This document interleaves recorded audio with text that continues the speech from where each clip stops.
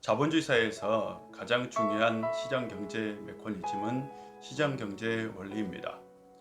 시장경제 원리는 무한 경쟁을 바탕으로 합니다. 경쟁에서 가장 중요한 것은 비교입니다.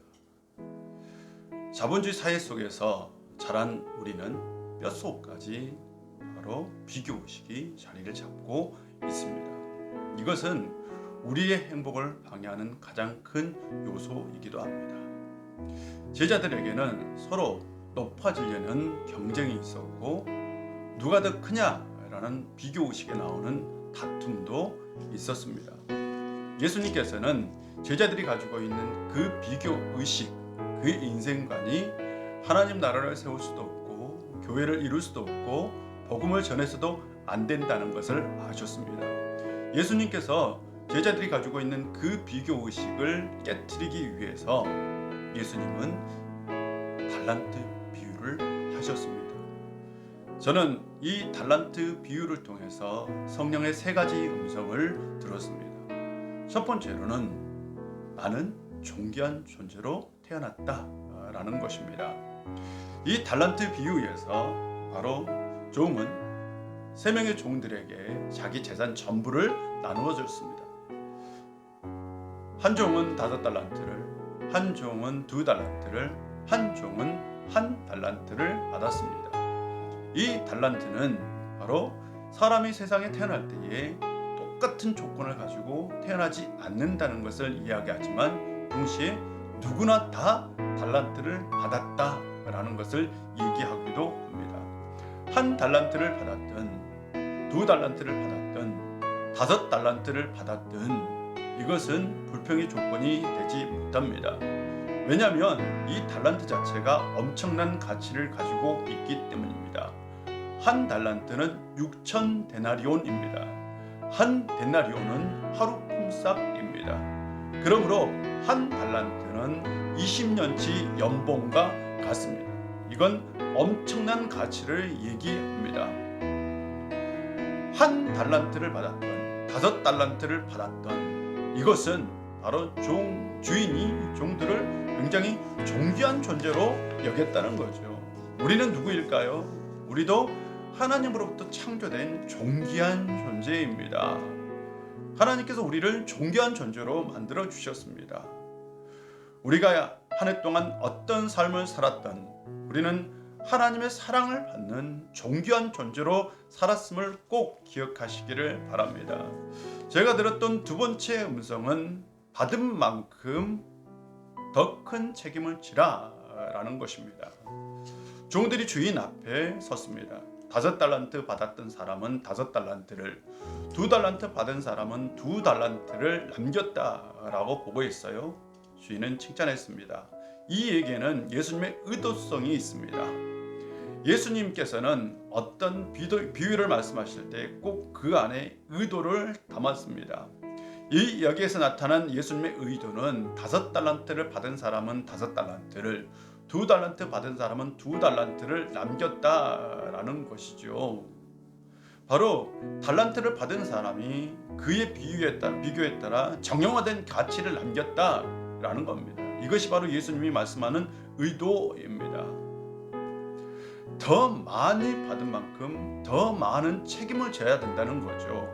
5달란트 받은 사람은 그만큼 더 책임을 져야 했던 것입니다. 제가 10월 달에 목사님들과 모임이 있었어요. 그 모임에서 어떤 목사님께서 이렇게 말씀하십니다. 코로나 사태 때에도 자기 교회는 재정적으로 아무 어려움이 없었다.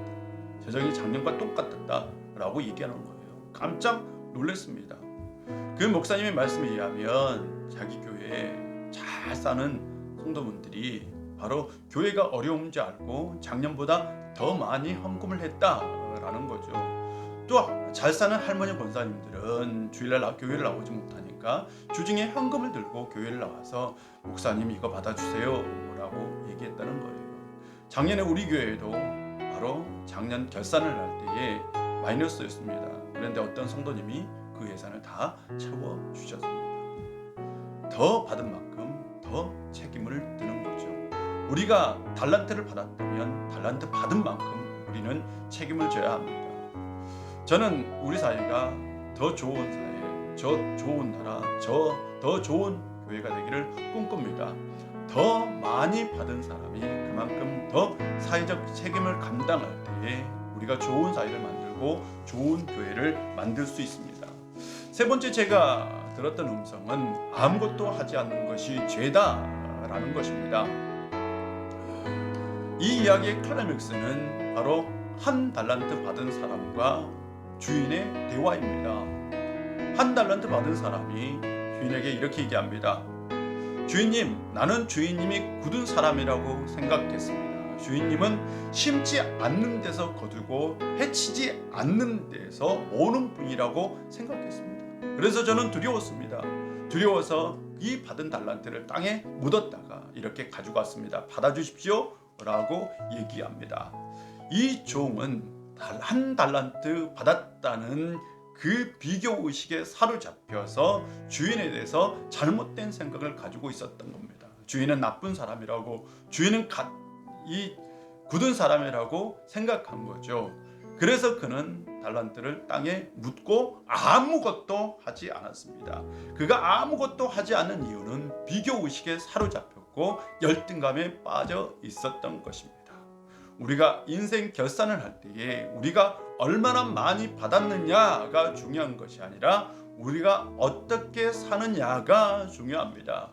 예수님은 우리에게 네가 성공했느냐 실패했느냐라고 묻는 것이 아니라 네가 달란트 받은 대로 살았느냐라고 묻는 거죠. 달란트 정신은 세 가지입니다. 우리는 존귀한 존재로 태어났다.